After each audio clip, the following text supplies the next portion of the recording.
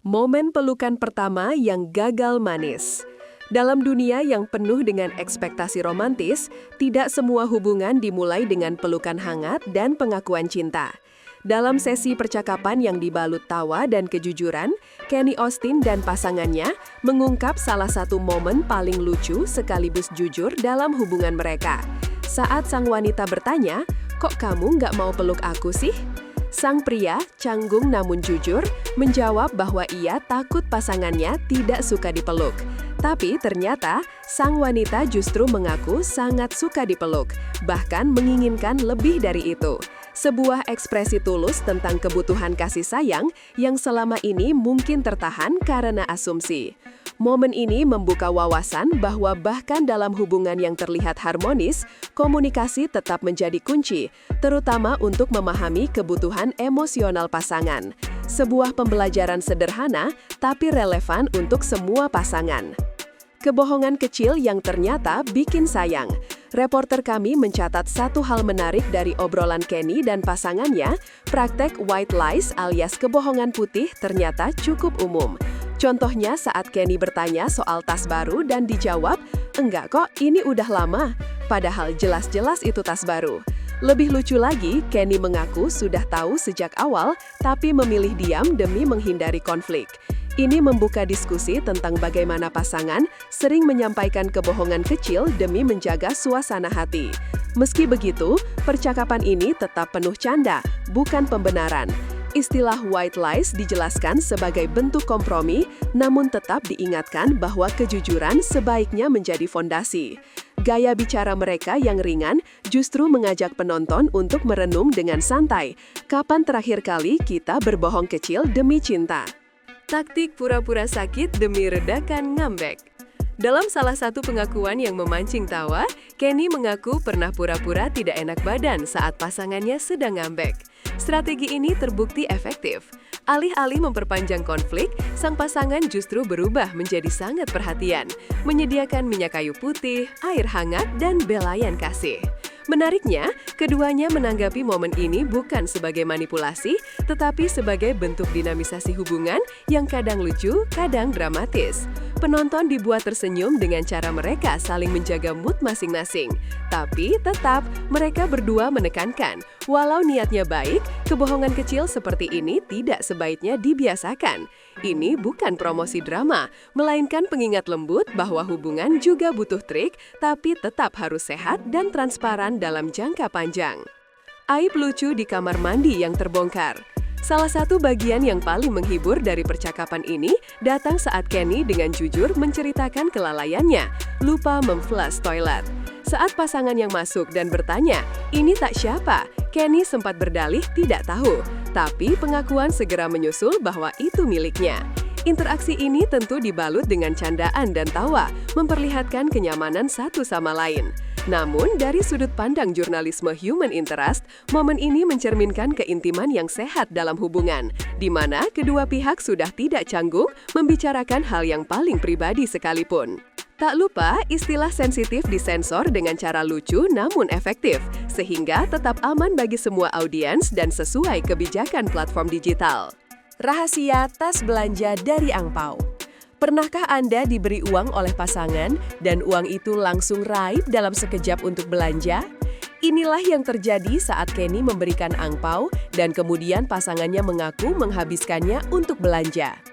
Yang menarik bukan nominalnya, tapi reaksi Kenny yang tetap santai, bahkan mengakui, "Kan memang duit aku buat kamu juga."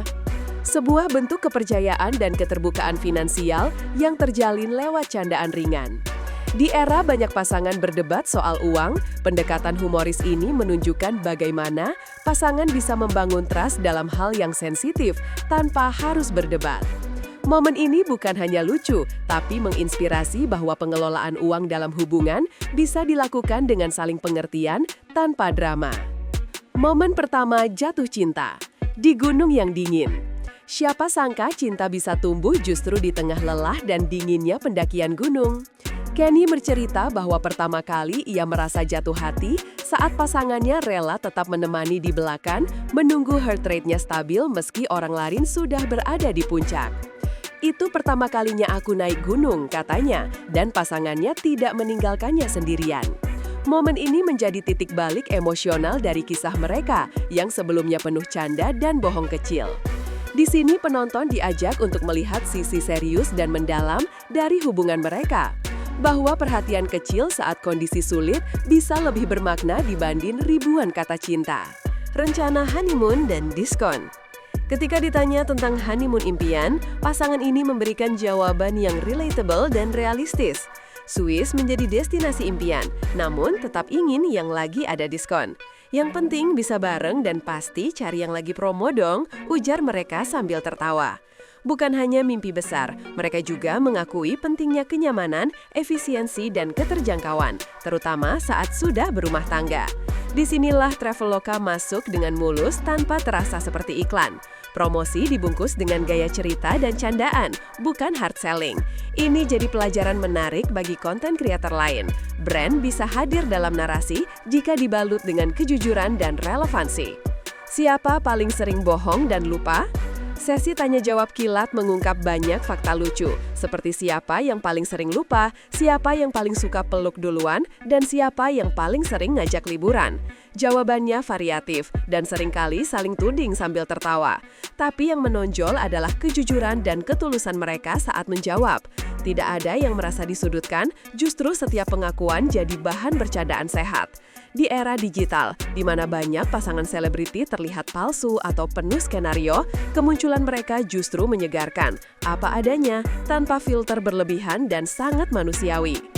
Nostalgia gaya model. Dari susu ke cat tembok. Salah satu momen viral datang saat Kenny diminta menirukan pose saat dulu jadi model susu. Ia tertawa malu-malu, mengaku sudah buncit dan tidak seperti dulu lagi. Komentar soal menggunakan cat tembok pun disambut tawa oleh pasangannya.